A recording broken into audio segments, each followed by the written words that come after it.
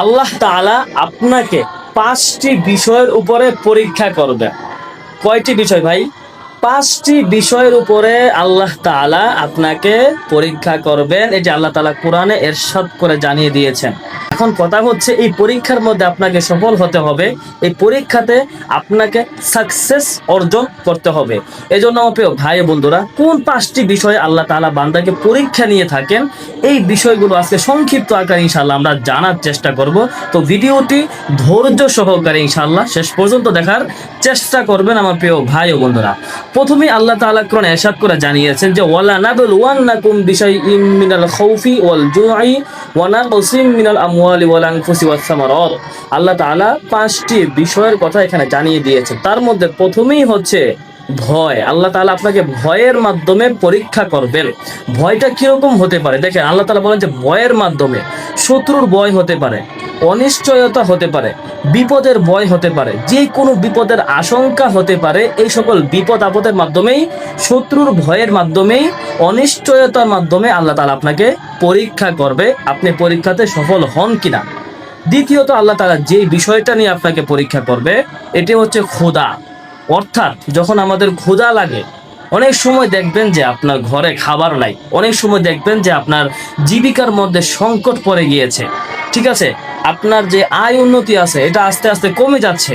এটা কিন্তু ঘাবড়াবেন না, আল্লাহ তাআলার পরীক্ষা। ধৈর্য ধারণ করবেন, নিশ্চয়ই আল্লাহ তাআলা ধৈর্যশীল ব্যক্তিদের সঙ্গেই আছে। তৃতীয়ত হচ্ছে সম্পদের ক্ষতি দ্বারা। সম্পদ দেখেন, আপনার আমার সকলেরই কম বেশি ধন সম্পদ কিন্তু আল্লাহ তাআলা দিয়েছেন, আছে। এই ধন সম্পদ মাঝে মধ্যে আল্লাহ তাআলা নিয়ে নিবেন, কেড়ে নিবেন, এটা নষ্ট হয়ে যাবে, কোনো না কোনো ভাবে এটা ধ্বংস হয়ে যাবে। তখন কি?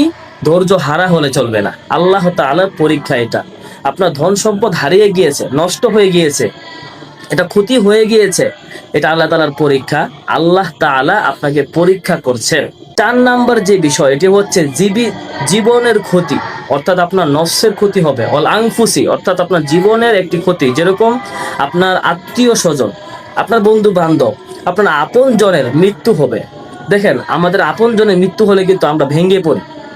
আমাদের কাছের মানুষ, আপন বন্ধু, আপন ভাই, আপন স্ত্রী, স্বামীর যখন মৃত্যু হয় তখন আমরা কি? ভেঙে পড়ে যাই, তাই না? এটাও আল্লাহ তাআলার পক্ষ থেকে একটি পরীক্ষা। এই পরীক্ষাতে আপনাকে সাকসেস হতে হবে কিসের মাধ্যমে? সবর অর্থাৎ ধৈর্যের মাধ্যমে। তারপরে আসেন সর্বশেষ, ফল ফসলের ক্ষতি দ্বারা। অর্থাৎ ফল ফসল, আপনার ঘরে ফসল আছে, আপনার ক্ষেতে ফল আছে, এই সকলের ক্ষতি দ্বারা। হঠাৎ করে দেখলেন যে বৃষ্টি আসলো, আপনার ধান ক্ষেত সব শেষ, মানে লিচু বাগান সব শেষ হয়ে গেল। অর্থাৎ আল্লাহ তাআলা আপনাকে এই সকল বিপদ আপদের মাধ্যমেই আল্লাহ তাআলা আপনাকে কি করবেন? পরীক্ষা করবেন। কিন্তু এই সকল বিষয়েই যেই বান্দা আল্লাহ তাআলার উপরে বিশ্বাস রাখবে এবং আল্লাহ তাআলার উপরে আস্থা রেখে যে ব্যক্তি আল্লাহর প্রতি বিশ্বাস রেখে থাকতে পারবে, সে ব্যক্তি হবে সফল।